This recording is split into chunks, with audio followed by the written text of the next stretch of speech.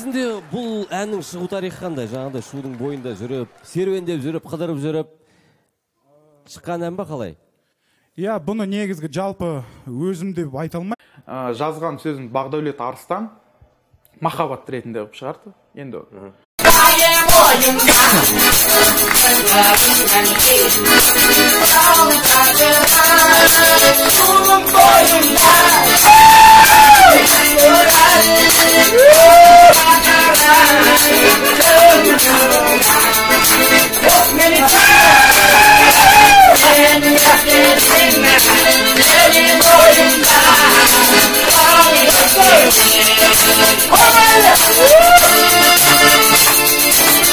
рас.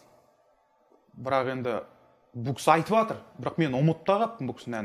Мен көп композиторге барып жатырмын. Композиторлар көп қой. Бірақ аға келеді бұл кісінің әні жалпы. Енді біз қазақпыз ғой, енді мен де естіп жатырмын. Bir жол сондай бір дау әңгіме болып, өйткені қазақтың баласымыз ғой.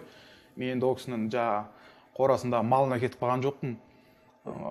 Болады ғой ауызбіршілікпен аға әні деп. Мүмкін шығар, мүмкін қатені жіберіп қойған шығар, мүмкін ол кісіден де алған шығар қосымшаны. Енді келтіру үшін келеді ол кісіден. Алдына барғанмын, келтірген. Ананы үзіп, наған қостық дегендей болады да аға. Бірақ автоматом ананікімен де, ана кісінікімен де келтірсек келеді. Ол кісі айта алатындай бар да, келеді. Бірақ жаңағы сотқа берем деген естідім, енді ән үшін соттаған дұрыс нәрсе емес сияқты енді. Ол кісінің алдына барамыз ғой, ағамыз ғой енді. Өзім жақсы көрем ол кісіні. Құралайым үсінде бүткіл әндерін жақсы көрем. Әндері әдемі ол кісінің. Білмеймін енді осындай әңгімелер шығып отыр енді. Сотқа берген жағдайда соттасыз ба? Соттасқанда кешірім сұрап барамыз алдына. Кешірмесеш? Енді жазасын өтейміз енді.